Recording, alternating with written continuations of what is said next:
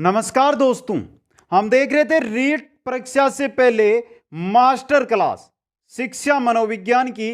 और आज हमारी रहेगी मनोविज्ञान की 4th यूनिट दोस्तों, जिसमें टॉप 101 महत्वपूर्ण प्रश्न आपके सामने रखेंगे। स्पीड के साथ ये प्रश्न देखेंगे क्योंकि समय भी बहुत कम है और कम समय में अधिक प्रश्न हमें देखने है दोस्तों। तो सबसे पहले वीडियो को लाइक शेयर और जो नए साथी है वो चैनल को सब्सक्राइब करें। यूनिट 1, 2 और 3 की क्लासें हो चुकी है, वो क्लासें आपको वीडियोज के अंदर मिल जाएगी दोस्तों। पहला क्वेश्चन आपकी स्क्रीन पे आ रहा है, जल्दी से लाइक शेयर और जो नए साथी जुड़े हैं चैनल को सब्सक्राइब कर लीजिए दोस्तों। सीखने के वक्र किसके सूचक है? जो सीखने के वक्र होते हैं वो सीखने की प्रगति के सूचक होते हैं। किसकी? सीखने की प्रगति के सूचक होते हैं। क्वेश्चन नंबर 2 है, व्यक्तित्व का सामाजिक अधिगम सिद्धांत किसने दिया था? सामाजिक अधिगम सिद्धांत किसने दिया था? बंडूरा और वाल्टर ने। बंडूरा और वाल्टर ने। क्वेश्चन नंबर 3 है, सीखने में पलायन आधारित है। पलायन किस पर आधारित है सीखने के अंदर? नकारात्मक पुनर्बलन पर। नकारात्मक पुनर्बलन पर दोस्तों। क्वेश्चन नंबर 4 है, अधिगम के प्राथमिक नियमों में से एक है। इनमें से अधिगम के प्राथमिक 3 मुख्य नियम में इनमें से आपका रहेगा प्रभाव का नियम। 2 नंबर ऑप्शन यहां पे सही रहेगा।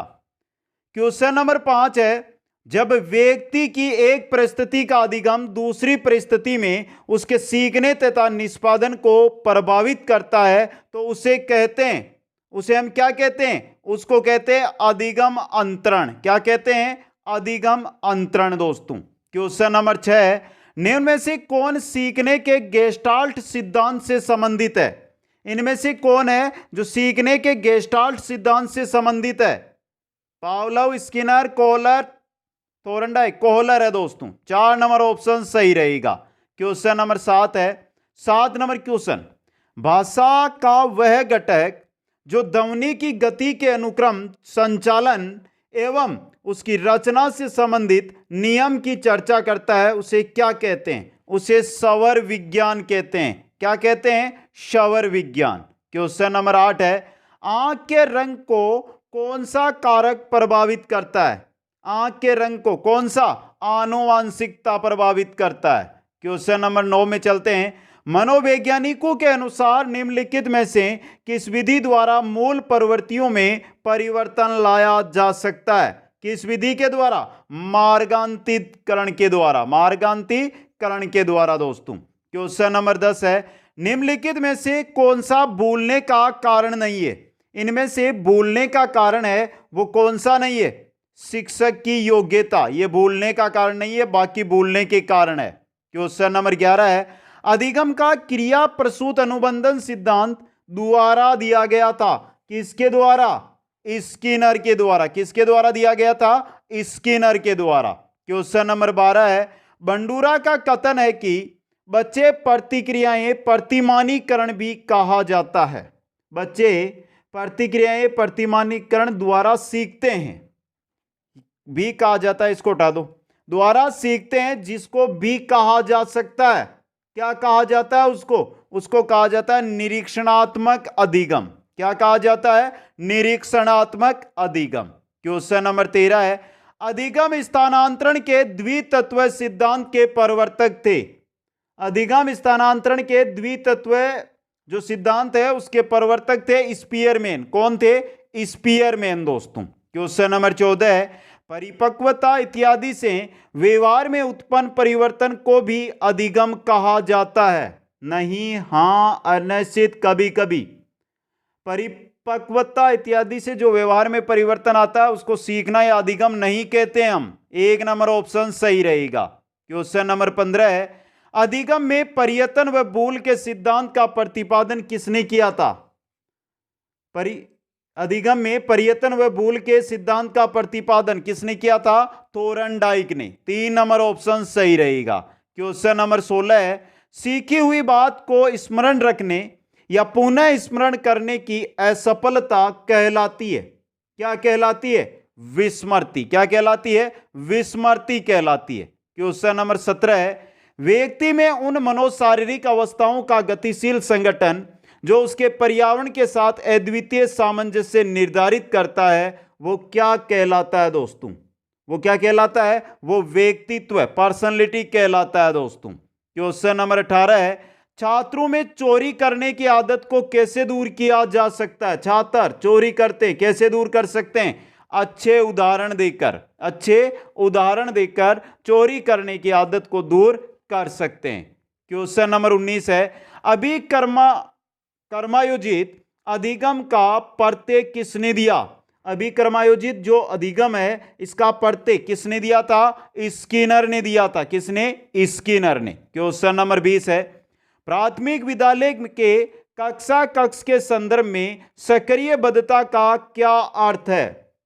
प्राथमिक विद्यालय के कक्ष के संदर्भ में सक्रिय बद्धता का अर्थ क्या होता है? जांच पड़ताल, प्रश्न पूछना और वाद विवाद करना। 3 नंबर ऑप्शन यहां पे सही रहेगा। क्वेश्चन नंबर 21 है, भारत में अधिकांश कक्षाएं बहुभाषी होती है, इसे शिक्षक द्वारा के रूप में देखा जाना चाहिए। किसके रूप में देखा जाना चाहिए? संसाधन के रूप में देखा जाना चाहिए। क्वेश्चन नंबर 22 है, रिक्त स्थान के विचार से बच्चे सक्रिय ज्ञान निर्माता तथा नन्हे वैज्ञानिक है, जो संसार के बारे में अपने सिद्धांतों की रचना करते हैं। किसने कहा था ऐसा? ऐसा कहा था पियाजे ने, जिन पियाजे ने दोस्तों। क्वेश्चन नंबर 23 में चलिए, जटिल परिस्थिति को संशोधित करने में शिक्षक बच्चों की सहायता कर सकता है। किस प्रकार? कार्य को छोटे हिस्सों में बांटने के बाद निर्देश लिखकर। ऑप्शन 4 सही रहेगा। क्वेश्चन नंबर 24 है, लक्ष्य निर्देशित व्यवहार में बाधा आना। लक्ष्य निर्देशित व्यवहार आया हुआ है एग्जाम रीट के अंदर। ये लक्ष्य निर्देशित व्यवहार में बाधा आना क्या कहलाता है? कुंठा कहलाता है। रीट आरटेट एग्जाम का क्वेश्चन है ये। क्वेश्चन नंबर 25 है, आवश्यकता का पदानुक्रम सिद्धांत किसके द्वारा प्रतिपादित किया गया था दोस्तों? आवश्यकता का पदानुक्रम सिद्धांत किसने दिया था? मेस्लो ने। मेस्लो का आवश्यकता पदानुक्रम सिद्धांत। ऑप्शन 2 सही रहेगा। क्वेश्चन नंबर 26 है, जब शिक्षार्थियों को समूह में किसी समस्या पर चर्चा का अवसर दिया जाता है, तब उनके सीखने का वक्र। जब शिक्षार्थियों को समूह में किसी समस्या पर चर्चा का अवसर दिया जाता है, तब उनके सीखने का अवसर क्या होता है? बेहतर होता है। क्या होता है? बेहतर।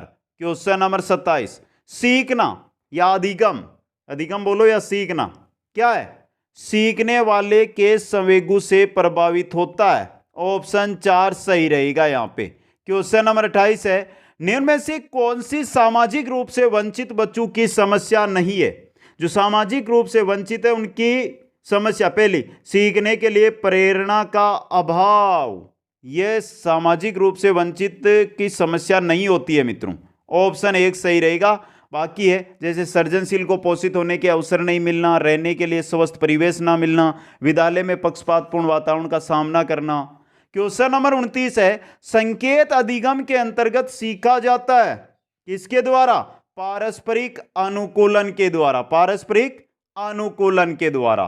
क्वेश्चन नंबर 30 में चलिए, कक्षा शिक्षण में पाठ प्रस्तावना सोपान सीखने के किस नियम पर आधारित है? पाठ प्रस्तावना सोपान किस पर आधारित है दोस्तों? तत्परता के नियम पर आधारित है। क्वेश्चन नंबर 31 है, प्रेक्षणात्मक अधिगम संप्रत्यय द्वारा दिया गया। किसके द्वारा?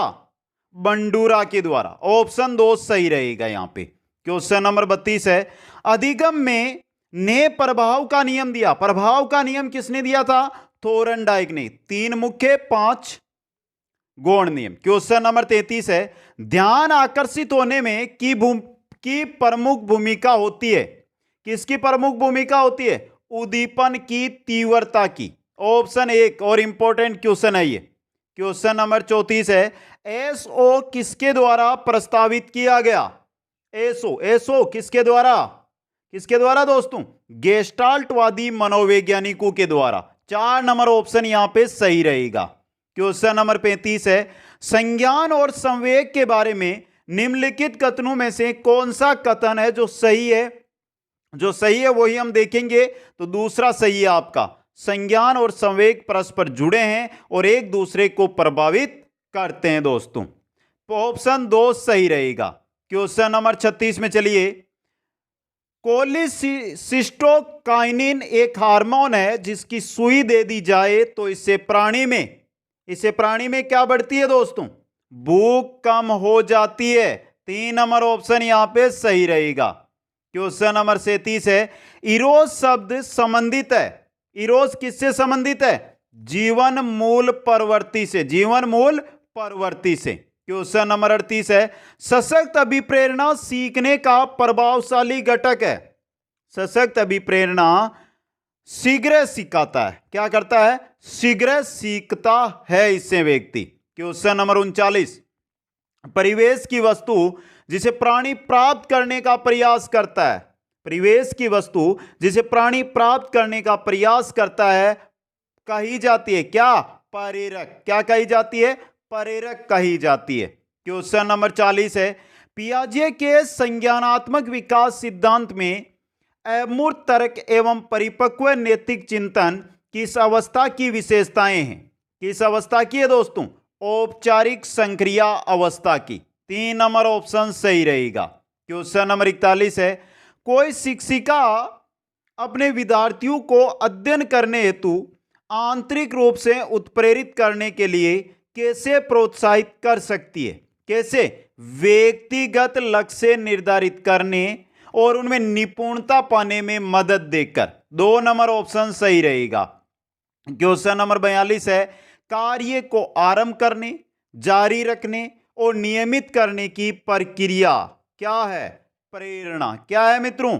प्रेरणा होती है। ऑप्शन 1 सही रहेगा। क्वेश्चन नंबर 43 है। क्रोध व भय प्रकार है। क्रोध व भय किसके प्रकार है? ये संवेग के प्रकार है। किसके प्रकार है? संवेग के। क्वेश्चन नंबर 44 है। व्यवहारिक क्षमताओं में वह सापेक्ष स्थायी परिवर्तन जो कि प्रबलित अभ्यास का परिणाम होता है उसे क्या कहते हैं? ध्यान से पढ़ ले, इंपॉर्टेंट है ये। व्यवहारिक क्षमताओं में वह सापेक्ष स्थायी परिवर्तन जो कि प्रबलित अभ्यास का परिणाम होता है उसे अधिगम कहा जाता है। क्या कहा जाता है? अधिगम। क्वेश्चन नंबर 45 है। संवेग का कौन सा सिद्धांत इस विचार को मानता है कि संवेगात्मक अनुभव संवेगात्मक व्यवहार पर आधारित है? संवेगात्मक अनुभव संवेगात्मक व्यवहार पर आधारित है, यह मानता है जेम्स लैंग सिद्धांत। कौन सा है? जेम्स लैंग सिद्धांत। Question number 46। प्रगतिशील परिवारों में बच्चों में अपेक्षाकृत कौन सा प्रेरक अधिक प्रबल होता है? कौन सा होता है? उपलब्धि प्रेरक। 3 नंबर ऑप्शन सही रहेगा यहां पे। Question number 47। अभिप्रेरणा वर्णित होती है ज्ञानात्मक जागृति या भावात्मक जागृति द्वारा? किसके द्वारा? अभिप्रेरणा हमेशा भावात्मक जागृति के द्वारा वर्णित होती है। क्वेश्चन नंबर 48 है। एक परिस्थिति में अर्जित ज्ञान का दूसरी परिस्थिति में उपयोग करना क्या कहलाता है? स्थानांतरण कर रहे हैं हम एक परिस्थिति का दूसरी में, तो सीखने में स्थानांतरण कहलाता है ये। क्वेश्चन नंबर 49 है। सामूहिक अचेतन का संप्रत्यय द्वारा दिया गया था। सामूहिक अचेतन का संप्रत्यय किसके द्वारा? युंग के द्वारा। किसके द्वारा दिया गया था? युंग के द्वारा दिया गया था। इंपॉर्टेंट क्वेश्चन है ये भी। क्वेश्चन नंबर 50 है। रिक्त स्थान ने सामूहिक अचेतन का संप्रत्यय दिया। अभी अभी देखा है क्वेश्चन 49 युंग ने दिया था दोस्तों। Question number 51। प्रत्ययों का बनते रहना एक प्रक्रिया है। प्रत्ययों का बनते रहना एक संचयी प्रक्रिया है। कैसी प्रक्रिया है? एक संचयी प्रक्रिया होती है दोस्तों। क्वेश्चन नंबर 52 है। संप्रत्यय निर्माण का प्रथम सोपान। संप्रत्यय निर्माण का प्रथम सोपान कौन सा होता है? प्रत्यक्षीकरण। कौन सा होता है? प्रत्यक्षीकरण। क्वेश्चन नंबर चलते 53 में। वह कारक जो अधिगम को प्रभावित नहीं करता। वह कारक जो अधिगम को प्रभावित नहीं करता। प्रेरणा, अधिगम विधि, वर्ष का महा और विषय वस्तु की प्रकृति। तो 3 नंबर ऑप्शन यह प्रभावित नहीं करता है, बाकी प्रभावित करते हैं। क्वेश्चन नंबर 54 है, अधिगम के दो प्रकार कौन से होते हैं? अधिगम, आगमन अधिगम और निगमन अधिगम। आगमन और निगमन अधिगम। क्वेश्चन नंबर 55 देखिए, निम्नांकित में से किस मनोवैज्ञानिक को मौलिक व्यवहारवादी के रूप में वर्णित किया जाता है? किस मनोवैज्ञानिक को मौलिक व्यवहारवादी के रूप में वर्णित किया जाता है दोस्तों? किसको? स्किनर को। 4 नंबर ऑप्शन सही रहेगा। क्वेश्चन नंबर 56 है, ज्ञान विद्यमान है, विश्वसनीयता है तथा इसे प्राप्त करना ही अधिगम है। कौन सा मनोविज्ञान का संप्रत्य उपरोक्त कथन का अस्वीकार करता है? संज्ञानवाद तो स्वीकार करता है, व्यवहारवाद इसको स्वीकार करता है, लेकिन संरचनावाद यह स्वीकार नहीं करता है इसको। 3 नंबर ऑप्शन सही रहेगा। क्वेश्चन नंबर 57 है, आवश्यक रूप से सीखना जुड़ा हुआ है उद्दीपन प्रत्युत्तर से। किससे? व्यवहारवादी उपागम से। व्यवहारवादी उपागम से। क्वेश्चन नंबर 58 में चलिए, अभिकर्मित अधिगम के संप्रत्य निर्माण में निम्नांकित में से किस विचार का योगदान है? अभिकर्मित अधिगम के संप्रत्य में निम्नांकित में से किस विचार का योगदान है? स्किनर का सक्रिय अनुबंधन सिद्धांत का। ऑप्शन 2 सही रहेगा और यह इंपॉर्टेंट क्वेश्चन बन सकता है एग्जाम में। क्वेश्चन नंबर 59 है, निम्न में से कौन सा किशोर अधिगमकर्ता के नैतिक विकास से संबंधित नहीं है? कौन सा दोस्तों? परिवार है, विद्यालय है, शारीरिक संरचना, ये नहीं है दोस्तों। 3 नंबर ऑप्शन सही रहेगा। क्वेश्चन नंबर 60 है, अधिगम क्रिया प्रभावित होती है, अधिगम प्रक्रिया प्रभावित होती है विद्यालय के भौतिक व मनोवैज्ञानिक दोनों पर्यावरण से। ऑप्शन 3 सही रहेगा। क्वेश्चन नंबर 61, सीखना है। सीखना क्या होता है? सीखना प्राणी मात्र के व्यवहार में सुधार लाने के लिए सीखना जरूरी है। क्वेश्चन नंबर 62 देखिए, कोई भी बालक सीखना शुरू करता है कब?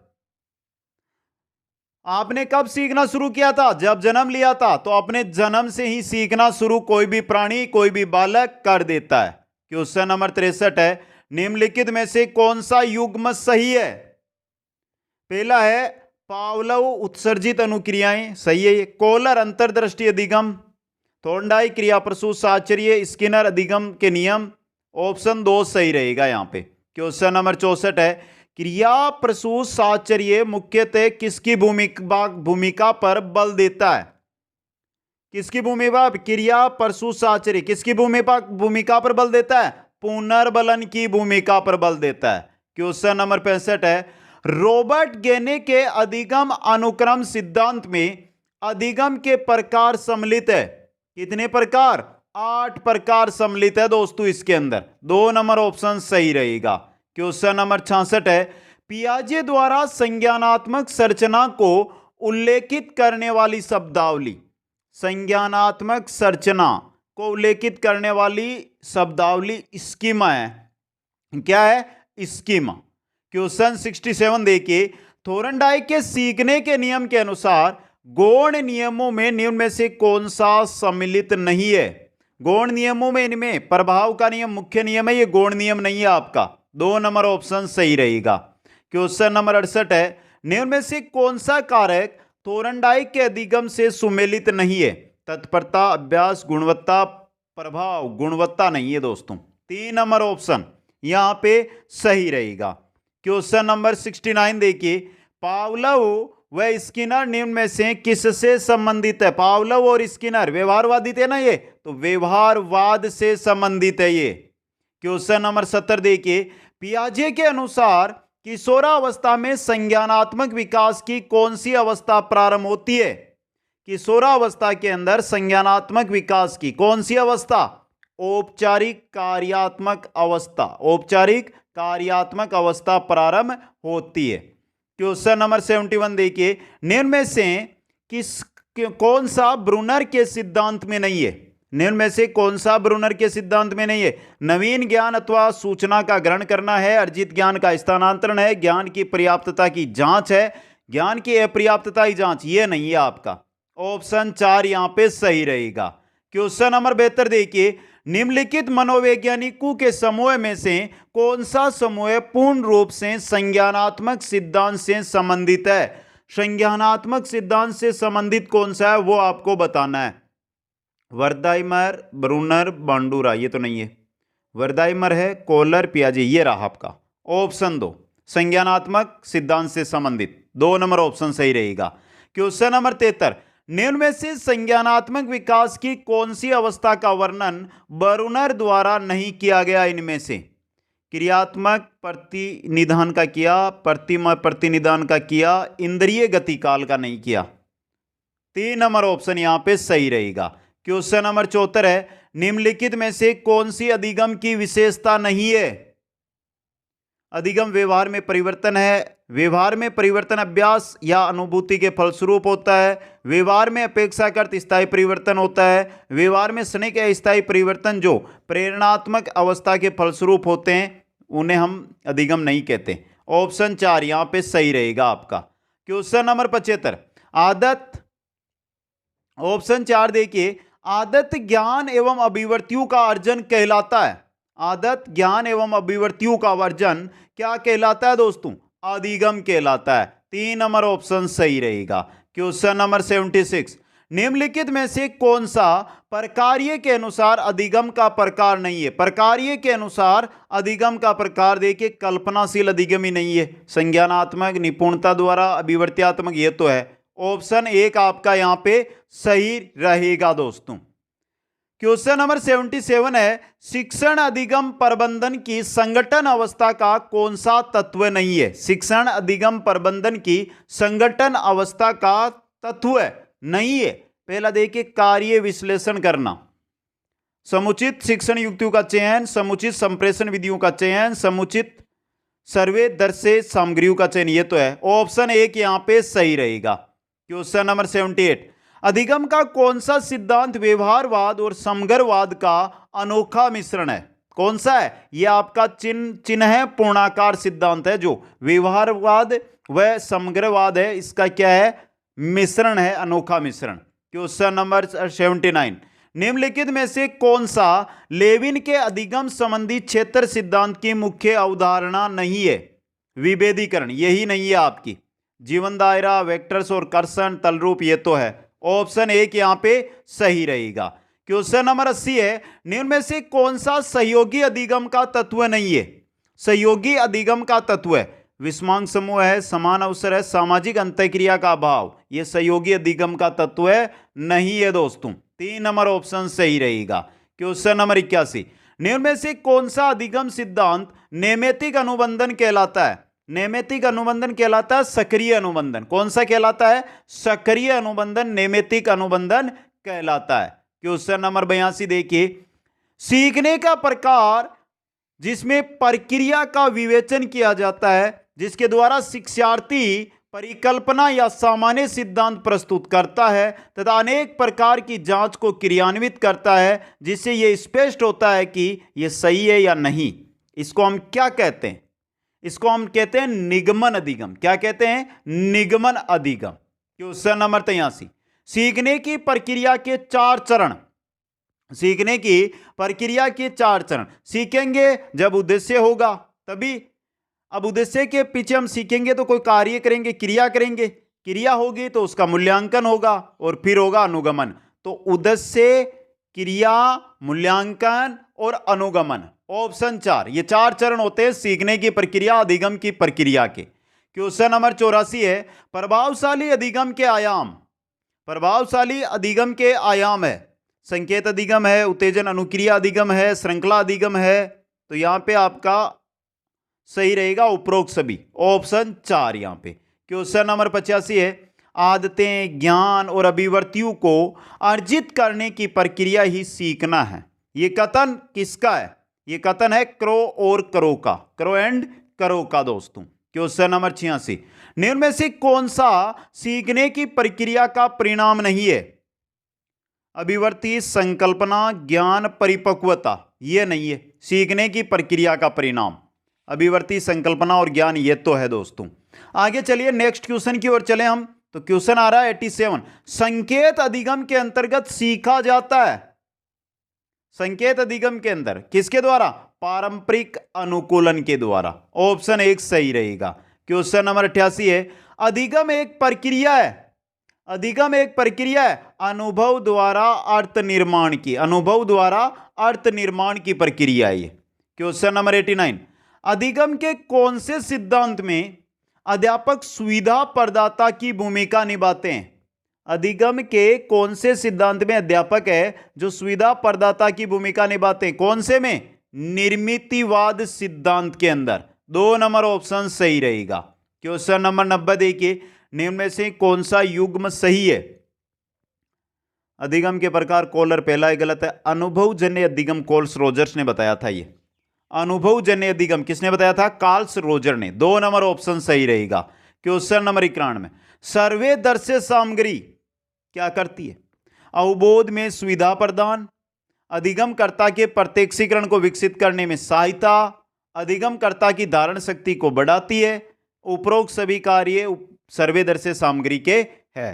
क्वेश्चन नंबर आ रहा है 92, अर्थपूर्ण शाब्दिक अधिगम किसके द्वारा समझाया गया था? अर्थपूर्ण शाब्दिक अधिगम किसके द्वारा? डेविड आसुबेल के द्वारा, डेविड आसुबेल के द्वारा। क्वेश्चन नंबर 93, अधिगम के लिए क्या आवश्यक है? स्वानुभव, स्वानुभव, स्वचिंतन, स्वक्रिया, तीनों आवश्यक है। तो उपरोक्त सभी, ऑप्शन 4 यहां पे सही रहेगा। क्वेश्चन 94 देखिए, निम्नलिखित में से रचनावादी अधिगम का उदाहरण नहीं है। रचनावादी अधिगम का उदाहरण? प्रयोग धर्मिता, क्षेत्र भ्रमण, कक्षा कक्ष वार्ता, पाठ्य पुस्तक अध्ययन। रचनावादी अधिगम का उदाहरण नहीं है। कौन सा? पाठ्य पुस्तक अध्ययन वाला। ऑप्शन 4 सही रहेगा। क्वेश्चन नंबर 95, अधिगम को प्रभावित करने वाले पर्यावरणीय कारकों में से एक कौन सा है? सामाजिक परिवेश, ये पहला, थकावट, मानसिक स्तर, इनमें से कोई नहीं। तो पर्यावरणीय कारकों में से एक पहला ही आपका सामाजिक परिवेश। ऑप्शन 1 सही रहेगा। क्वेश्चन नंबर 96 देखिए, गहने के अनुसार अधिगम का उच्चतम स्तर कौन सा है? गहने के अनुसार अधिगम का उच्चतम स्तर? श्रृंखला अधिगम, शाब्दिक साहचर्य अधिगम, उद्दीपन अनुक्रिया अधिगम, समस्या समाधान अधिगम। उच्चतम स्तर होता है ये अधिगम का। ऑप्शन 4 सही रहेगा।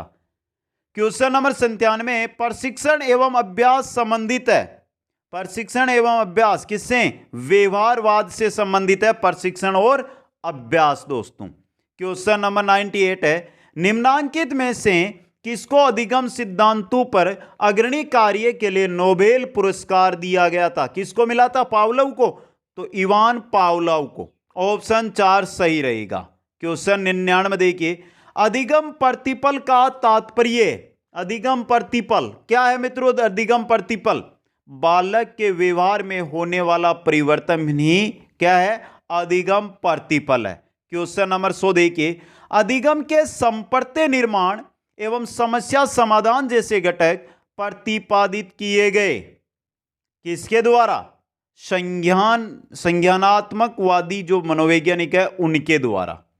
और अंतिम 101 नंबर क्वेश्चन है, निम्न में से अधिगम के संज्ञानात्मक अनुक्षेत्र से संबंधित क्रिया है? निम्न में से अधिगम के संज्ञानात्मक अनुक्षेत्र? अनुभूति करना, स्पर्श करना, क्रोधित होना, कल्पना करना। यह है आपकी संज्ञानात्मक अनुक्षेत्र से संबंधित कल्पना। ऑप्शन 4 सही रहेगा। 101 क्वेश्चन और मनोविज्ञान की यह थी 4th यूनिट दोस्तों हमारे सिलेबस के अकॉर्डिंग। क्लास कैसी लगी? डाउट है तो कमेंट करें, वीडियो को लाइक शेयर और जो नए साथी जुड़े हैं वो चैनल को जरूर सब्सक्राइब करें। कि यूनिट 1 से लेकर 3 की वीडियो आपको वीडियोज में जाकर देख सकते हैं, आपको नीचे ही मिल जाएगी जस्ट ही, वो वीडियो आप जरूर अटेंड कर लें मित्रों। और आगे हमारी 50-50 टॉप क्वेश्चनों की एक यूनिट के अनुसार और क्लासें आने वाली है दोस्तों। तो लाइक शेयर और जो नए साथी है चैनल को सब्सक्राइब कर लें। आप सभी को बहुत बहुत धन्यवाद। जय हिंद, जय भारत।